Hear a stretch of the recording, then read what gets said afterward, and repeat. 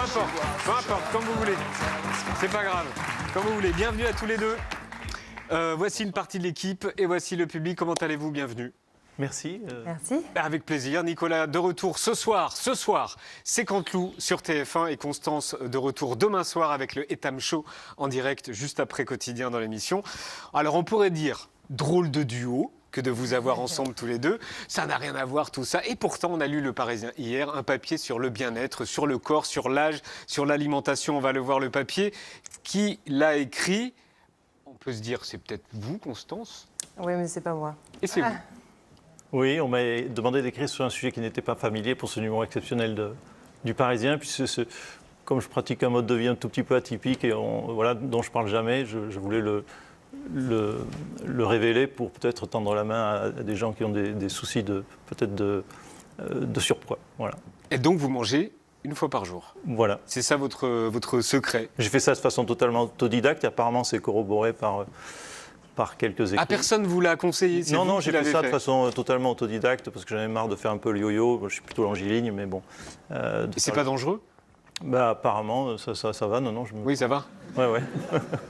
Donc vous mangez, vous dînez? Voilà, tout simplement.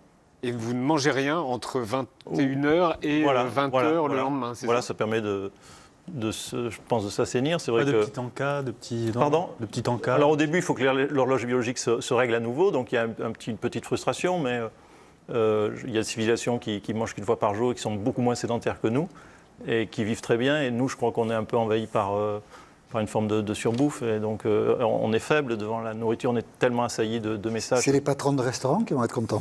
Voilà. Et on peut faire du sport? Ah ben bien sûr, oui, bien sûr. Mangeons et qu'une en fois fait, par jour. le paradoxe, ce que j'ai éprouvé, alors je ne veux pas généraliser, je ne suis pas médecin, je mets tout de suite le haut là, mais c'est que j'ai plus d'énergie que je n'en avais avant. D'accord. Il n'y a pas le coup de barre d'après déjeuner, on gagne beaucoup plus de temps.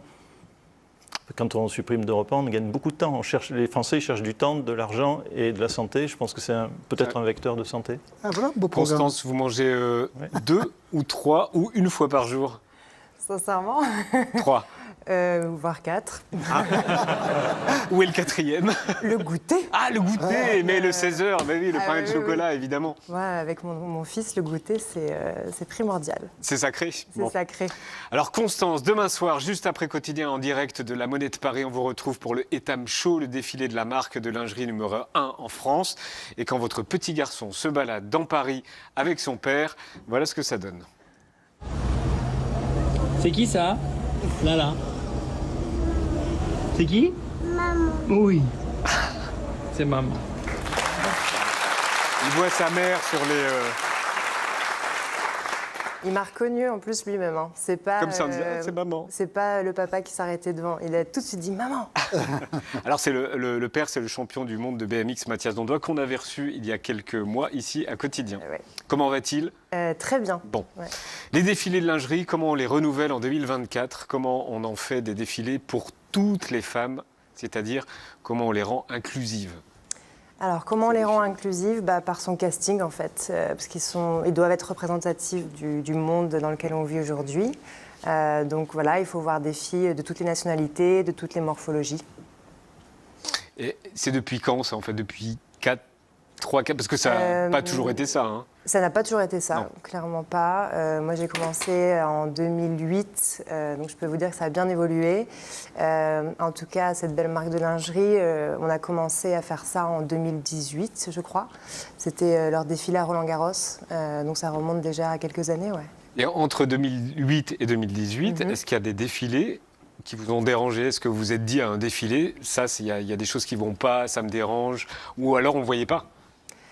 Dans ce que j'ai fait, non. En réalité, je n'ai pas fait beaucoup de défilés de lingerie avant cette marque. J'ai fait le grand défilé Victoria's Secret, pour ne pas le citer, que tout le monde connaît. Mais je n'ai jamais été un ange. Donc il n'y avait pas tellement de pression pour nous. En fait, nous, je sais qu'entre filles, on rigolait beaucoup. C'était assez sain, pour le coup. Vous défilez depuis 2009, 2008 même. Ouais. C'est rare une telle longévité. Comment on dure dans le métier? Oula, je peux montrer comment on dure? votre book? Allez-y. Ce que vous l'avez amené. Donc ça, c'est ce que nous n'avons pas. Hein, c'est un book.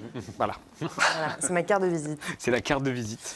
Comment on dure Comment on dure Je crois que sincèrement, c'est justement pas tellement grâce au physique, mais finalement, c'est plus le professionnalisme, c'est être en studio quand on nous attend, être là à l'heure, être poli, être bien élevé, être bosseur, quoi, en fait. Mais un peu comme dans tous les milieux, parce que dans notre milieu, finalement, des filles jolies, il y en a beaucoup, mais des filles disciplinées, voilà, il n'y en a pas autant. Et après, il faut être bien entouré, évidemment, il faut avoir une bonne agence. Moi, ça se passe très bien avec la mienne, avec laquelle je suis depuis très longtemps, chez Viva. Et puis il faut avoir la chance d'avoir peut-être la famille, les amis. Et la personnalité et la personnalité compte énormément J'imagine que ça compte beaucoup. Depuis les réseaux sociaux, beaucoup moins avant. Pourquoi Avant, on ne nous demandait pas tellement de s'exprimer, c'était quand même, ça s'arrêtait vraiment au print, au physique et à ce qu'on voyait en images. Et aujourd'hui, on nous maintenant demande... les mannequins doivent se vendre sur les réseaux sociaux, c'est ça? Complètement. On nous demande de faire du following, ça fait partie de nos contrats. Ah oui? Bien sûr, c'est un gros plus d'avoir des gros réseaux sociaux. Et pour ça, c'est sûr que de la personnalité, ça aide. Donc d'accord. Donc en fait, quand on vous embauche, ils vont voir d'abord le nombre de followers que vous avez, et si vous en avez moins qu'une concurrente, vous n'aurez peut-être pas la place. Alors pas toutes les marques, évidemment, mais pour certaines, c'est un gros plus, et pour beaucoup d'entre elles. Aujourd'hui, dans beaucoup de mes contrats, il y a une clause nombre de postes, et souvent, toutes les marques vont regarder l'engagement sur les réseaux sociaux. Donc pas que le nombre de followers, vraiment... le fait de reposter ou de poster des stories. Le fait de... Est-ce qu'il y a beaucoup de gens qui commentent, tout ça, ça compte. Et vous en avez combien? Vous, c'est 1 million, c'est ça? J'en ai 1 million, oui, mais je ne suis pas très, très active. Disons que j'ai eu la chance d'avoir... Et que ce serait si vous étiez active, alors?